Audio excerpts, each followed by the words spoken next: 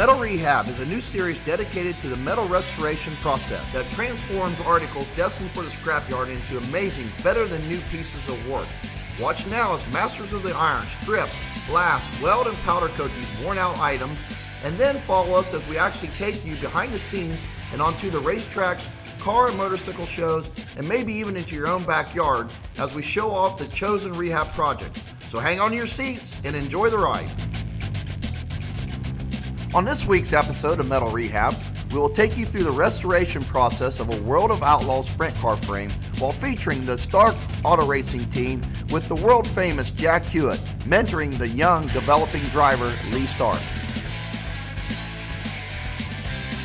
Once the sprinter is back on four wheels, we will then take you to Tony Stewart's Eldora Speedway, where we will put this rehab project to the test on Eldora's high bank turns and very fast straightaways.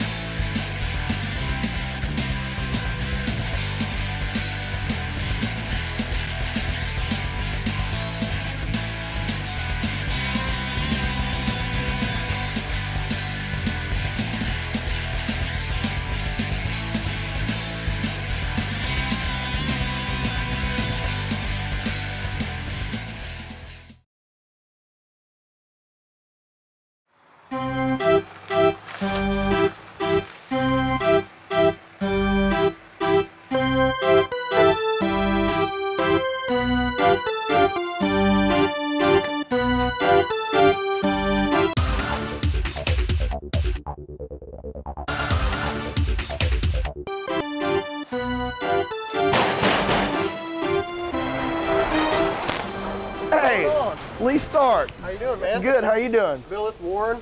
Warren? Warren Beard? Is that the name? Good, nice to meet you, Warren. Ready to get this thing in here? Well, yeah, let's just go ahead and unload it so we don't stand out here and freeze. All right.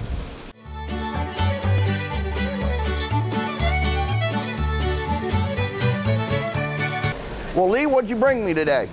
This is our sprint car that we ran down in Florida this year, Volusia County Speedway. We kind of watered her up going into turn 3 there and tore some stuff up, had to have some things fixed, and we're bringing it into you for a color change and a recoating here. Well, that's good. That's why we like sprint car drivers. It's really good job security for us. This does happen quite often. We do probably several of these a week.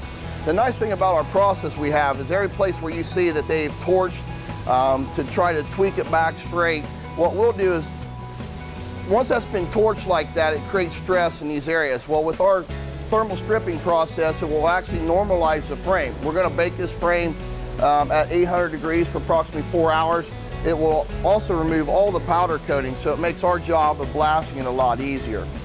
So with that being said, what we'll do is we'll go ahead and we'll take this over to the blast oven and we'll get her loaded up. All righty, sounds good.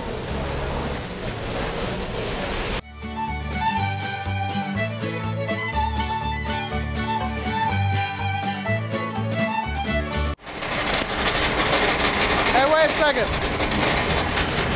We got some headers we need you to do too. All right, we can certainly do that.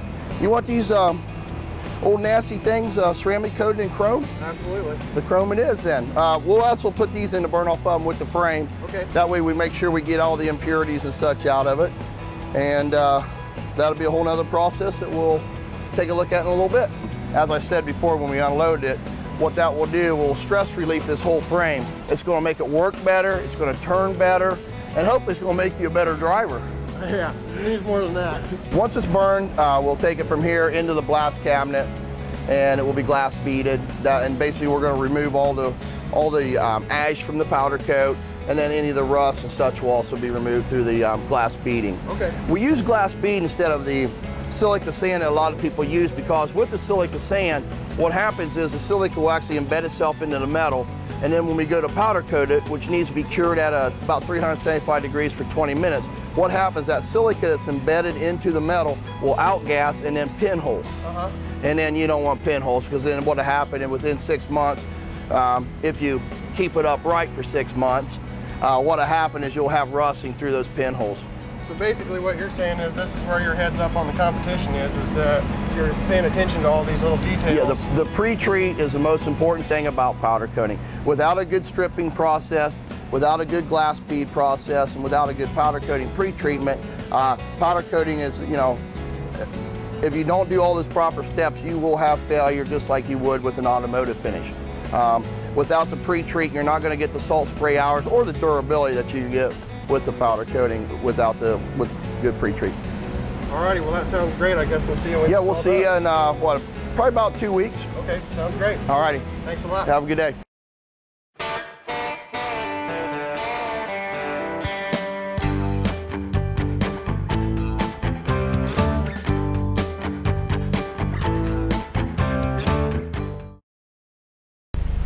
After a good night's burn, we're now ready to see how good of a job our thermal stripping oven really did do.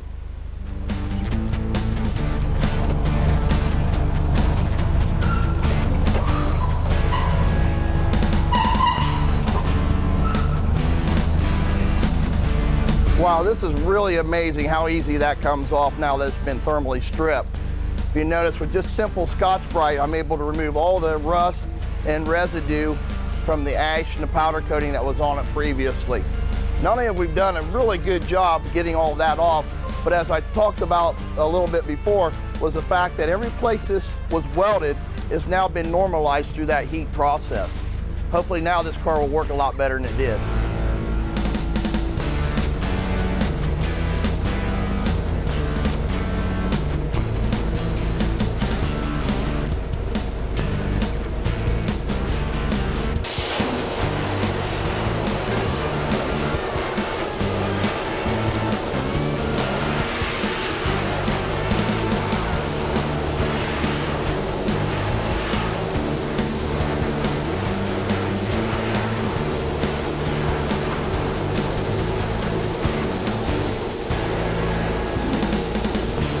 Now that the sprint car has been properly blasted, we're ready to run it through our automatic pre-treatment system.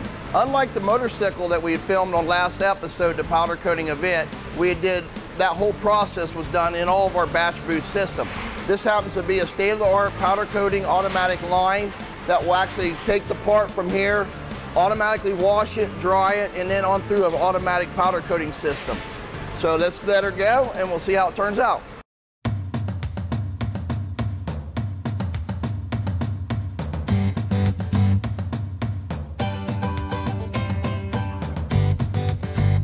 The sprint car frame is moved throughout the different stages of pre-treatment, coating, and curing via 900 feet of overhead conveyor.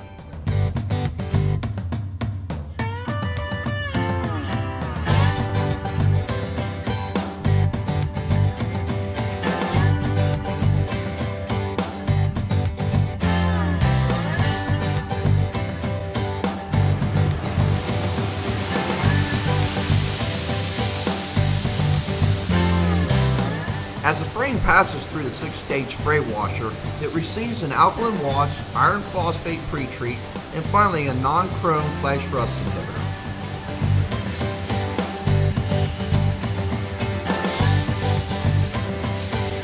After Seth removes all of the water trapped in the frame's recesses, our rehab project will pass through AFI's 50-foot long dry-off oven to completely dry the frame prior to powder coating.